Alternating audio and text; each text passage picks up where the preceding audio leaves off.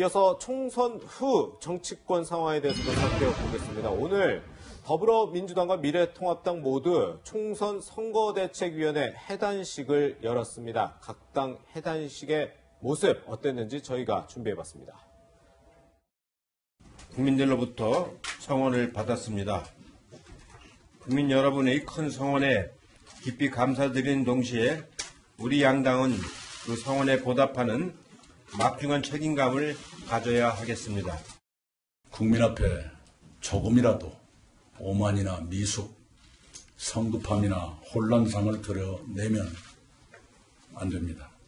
항상 겸손하고 안정감, 신뢰감, 균형감을 드려야 한다고 생각합니다. 변화와 혁신이 부족했고 국민 다수의 열망이었고 명령이셨던 보수 대통합도 미진했습니다. 품격도 놓친 측면이 있습니다. 국민들께서 주신 회초리를 달게 받겠습니다. 비대위로 할지 아니면 수습대책위로 할지를 정해야 될 것 같습니다.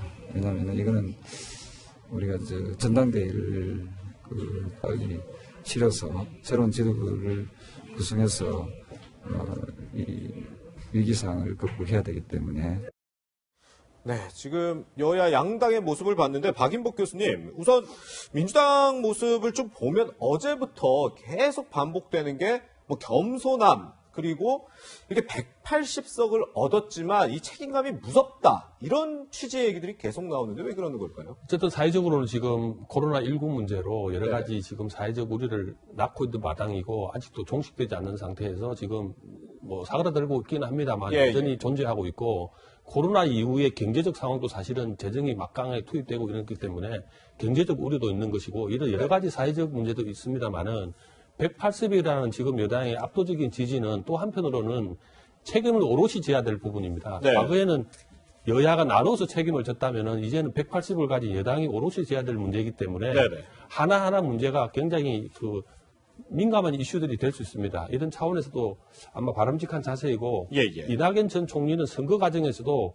180석이니 아니면은 과반 이상을 획득했다 할 때도 항상 균형처 역할을 하면서 절대 겸손해야 된다, 오만하면 안 된다, 국민의 해초리를 갖다가 엄중하게 봐야 된다는 얘기를 지속적으로 해왔는 입장이고 그 기조가 여전히 유지되고 있다, 그렇게 봐집니다만은 혹시라도 지금 180석이 되는 과정에서 여러 많은 분들이 의원으로서 당선되어 오겠지만 메시지 관리가 마지막에 안 될 경우에 이거는 바로 다시 역풍으로 올 수 있는 그런 걸 폭발성을 가지고 있는 거기 때문에 아마 메시지 관리 차원에서 지금 계속 어떤 그 기조를 유지하자 이런 것들을 말씀하는 거 아닌가 보여지는데 아마 바람직한 태도인 것 같습니다. 그렇군요. 네, 그런데 변호사님, 이렇게 여당이 유례없는 압승을 거두자마자 이 더불어민주당의 이제 위성정당인 더불어시민당의 우희정 공동대표가 올린 글이 논란이 되고 있습니다. 네, 바로 이제 검찰개혁과 관련해서 윤 총장의 사퇴 여부를 암시하는 거취를 묻고 있다, 이런 취지의 이제 글을 올려서 좀 논란이 되고 있는 것인데요. 무소불위의 권력을 가진 당신 이제 어찌할 것인가, 이런 글을 이제 어제 이제 제기를 했던 것입니다. 사실 우려되는 측면이 좀 있습니다. 이렇게 바로 당선하는 날, 그 당선인으로 확정되고 17명이라는 많은 이제 그 당선인을 배출한 더불어시민당의 입장에서는 조금 더 국민적 열망에서 우선순위가 있지 않겠습니까? 어찌됐든 코로나19를 이 국난을 잘 극복하고 안정적으로 위기관리 능력을 여당을 도와줘서 해달라는 국민들의 마음도 있을 것인데, 이제 검찰개혁의 화두를 바로 제기함으로 인해서 또다시 정치적인 쟁점을 이렇게 부각시키는 거 아닌가, 그런 생각도 들고요. 이거는 불가피합니다. 왜냐하면 선거 후보 시절부터 우리는 검찰개혁에 대한 적극적인 어떤 화두를 던질 것이고, 지금 조국 수사와 관련해서 검찰권이 남용이 있었다, 이런 점들을 지속해서 주장을 해왔기 때문에 이것은 예견되는 사태라고 보시면 될 것 같고요. 하지만 더불어시민당이 조금 더 일찍 본인들의 의견을 밝히고 있다라고 보입니다. 이런 지금 우희정 더불어시민당 공동대표의 얘기에 대해서 김용태 미래통합당 의원은 오늘 SNS 이런 글을 올렸습니다. 우리는 실력과 품격을 갖추지 못한 채 거대한 오판 끝에 국민의 무서운 심판을 받았다. 그러나 기다렸다는 듯이 윤석열 총장의 목을 베겠다고 나선 당신의 후한 무치에 내 비록 선거에 졌으나 준엄한 경고하는 바이다, 이렇게 반발 나오고 있어요. 글쎄요, 검찰개혁이 곧 윤석열 총장의 거취는 아닐 것 같긴 한데 어떻습니까? 윤석열 총장 실제 자진 사퇴까지 이렇게 여당과 계속되는 충돌이 있으면 이뤄질지도 참 궁금해지네요. 그래서 더불어시민당 우희정 교수님 어쨌든 수의학과 교수시거든요. 아, 예, 예. 이런 부분이 정치적으로 민감한 이슈에 대해서 이렇게 당선되자마자 당일날 꺼내는 것은 과연 국정 운영에 도움이 될까라는 우려를 하는 분들이 이당 내부에도 많이 있습니다. 네. 이런 차원에서는 좀 뭐랄까 수위가 너무 나갔고 아까 말씀 다 나눴지만 코로나19 이후에 경제적 상황이라든지 재정 투입 문제 이런 것들이 정말 국정 운영의 중심이 될 텐데 이런 걸 또 전에 지금 검찰 개혁 얘기하고 윤석열 총장 또 개인을 이렇게 공략하는 게 맞느냐. 특히 이번에는 선거 이후에 90여 명이 지금 기소됐지 않습니까? 선거사범으로. 네네. 반드시 이런 것도 치러 나가야 되고 이거는 법치주의거든요. 민주주의 기본적인 법치주의를 하겠다는 입장에서 검찰은 또 법치주의 상황 속에서 검찰권을 행사할 건데 미리부터 이렇게 검찰총장을 몰아붙이는 게 과연 국정 운영에 도움이 될까 이런 생각이 드는데요.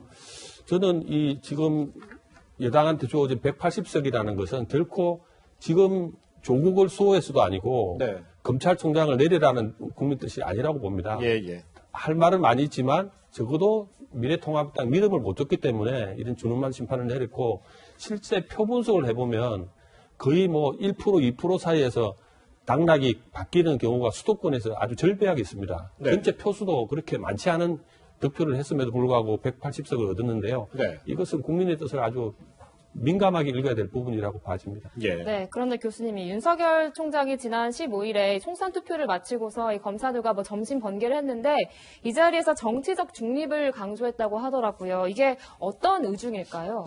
그때 모였던 과거로 보면 이제 공안부 출신들 모여서 점심을 하셨다고 그러는데 결국에는 이제 선거사범을 정치적 중립을 가지고 정치적 흔들림 없이 선거사범을 처리해라는 아마 그런 메시지도 들리고 그 말은 윤석열 총장이 총장을 임명할 때부터 지금까지 지속적으로 해왔던 일관된 얘기이기 때문에 네. 저는 여기다가 뭐 다른 의미를 붙일 건 없지만 어쨌든 지금 가장 중요한 과제는 물론 저 울산 선거의 개입 문제라든지 뭐 여러 가지 뭐 금융 사고라든지 이런 것도 있지만 선거 범죄는 6개월 안에 치러야 될 문제거든요. 네. 정리를 해야 될 문제이기 때문에 그 부분에 집중해서 하라라는 뜻으로 이해됩니다. 네. 그런데 아까 박인복 교수님 말씀해 주셨는데 지금 검찰에서 선거법 위반 수사 이제 당선인 300명 가운데 90명을 지금 하고 있다고 그러더라고요. 근데 이게 원래 이렇게 뭐 당선 결과 나오자마자 이렇게 신속하게 원래 시작을 하는 건가요? 일단 공소시효가 문제가 있기 때문에 신속한 수사가 불가피하고요. 또 이 결과 여하에 따라서 보궐선거 인원이 확정이 되다 보니까 수사가 끝이 예. 아니라 재판까지 진행돼야 되는 문제가 있지 않겠습니까? 아, 예, 예. 그러다 보니까 신속한 수사는 핵심적인 부분입니다. 이미 내부적으로 내사나 수사가 진행되고 있는 인원만 90여 명에 이른다라고 하고요. 주된 내용은 이제 허위 사실을 공표했다거나 악의적으로 상대방을 이제 비방을 했다던가 문자 메시지나 이렇게 선거법의 절차를 위반한 사건들이 이제 다수 고소 고발되거나 인지되어 있던 사건들이라는 것이고요. 90명 중에 만약에 한 20%만 기소돼서 유죄로 가고 또 이 공직선거법상 이 직을 잃게 되는 그 형이 나온다고 한다면 이 보궐선거 여하에 따라서는 정치권의 또 그 인원 분포가 달라지는 굉장히 중요한 부분이기 때문에 그럴 수 있네요. 그럴수록 공정한 수사를 하라고 특히 우리 소위 말하는 정치 검사들 있지 않습니까? 네. 요번에 또 한쪽 당이 워낙 많은 지지를 받다 보니까 혹여라도 정치적인 어떤 외압에 흔들리는 정치 검사들을 향해서 경고의 메시지도 같이 했다라고 보이고요. 예, 예. 특히 공직선거법 수사 결과 보통은 이제 그러진 않겠지만은 어느 당이 더 많이 기소되고 어느 당은 기소가 덜 되면 예. 또 이거 편향적이다라고 불복하는 정당들이 생기거든요. 그렇죠. 예. 그러다 보니까 철저하고 신속하게 수사하라는 당부입니다. 네. 네, 그런데 이제 총선이 좀 이제 마무리가 됐고 이제 또 이 공수처 출범에 대한 움직임이 이제 바빠지고 있는데 최강욱 그 열린 민주당 이 비례대표 당선자 같은 경우에는 공수처 이제 1호 로 윤석열 총장의 일가가 될 거다 이렇게 이야기를 하기도 했는데 이 가능성에 대해서 어떻게 보십니까? 가능성은 현재로서는 단언하기는 어렵습니다만은 가능성이 낮은 쪽에 속합니다. 왜냐하면 윤석열 총장이 공수처 1호가 된다는 건 그 장모님 사건에서 장모님이 문서를 위조했다. 그리고 예. 사기의 피해를 입혔다라는 부분인데 현재 그 부분은 고발 사건이 접수가 돼서 사건이 수사가 진행이 됐고 위조에 대해서 기소가 됐거든요. 네. 그런데 그럼 윤 총장이 거기서 어떤 역할 가담을 한다거나 어떤 수사를 은폐하거나 축소하는 시도를 했다라고 한다면 직권남용 혐의가 적용될 여지가 있기 때문에 그런 여러 가지 정황이 있으면 있으면은 공수처 1호 대상으로서 이제 수사의 대상이 될 수 있지만 예. 현재로선 윤석열 총장이 안 해도 불기소 처분에 이른 상황이기 때문에 안 해도 역할 가담을 하지 않았다고 한다면 나아가서 윤 총장이 거기 어떤 범행의 공범이나 또는 수사 은폐나 여기에 가담을 했을 것인가 그 부분이 아직 역할고리나 연결고리가 나오지 않은 상황에서 섣불리 수사의 대상이 된다라고 이야기드리기는 어렵습니다. 네. 이 우희정 더불어시민당 공동대표가 SNS에 올린 글 중에 또 한 가지 지금 논란이 되고 있는 발언이 있습니다. 박인복 교수님, 바로 이게 국가보안법 폐지 가능성을 얘기했는데 사실 이게 굉장히 또 휘발성이 강한 이슈인 것 같은데 그 17대 국회에서 열린 우리당이 과반을 차지했던 당시가 전 또 떠오르기도 하거든요. 노무현 대통령 탄핵 열풍 이후에 탄핵 이후에 선거진 치료에서 선거에서 150참석 당시 과반 이상을 했기 때문에 열린 우리당이. 예, 그 국가보안법 폐지하려고는 했습니다만 예. 결국은 불발이 끝났습니다. 네네. 왜냐하면 이거는 국가보안법이라는 법체제를 고쳐야 될 부분도 있기 때문에 네. 국가보안법 그리고 지금 형사소송법으로 얼마든지 국가보험 처벌할 수 있기 때문에 굳이 할 필요가 없는데도 불구하고 이런 휘발성 강한 얘기들을 정치적 이슈들을 끄집어내는 것은 국정 운영에 도움이 되지 않을 뿐만 아니라 네. 우리가 지금 북한 문제도 사실은 교류와 협력은 하고 있습니다만은 예. 언제든지 뭐 지금 미국하고도 관계도 여러 가지 복잡하게 얽혀 있고 미사는 계속 쏘는 입장이지 않습니까? 이런 상황에서 국가보안법을 꺼낸다는 건 어제도 맞지 않을 뿐만 아니라 아까 말했듯이 국정 운영을 가는 과정에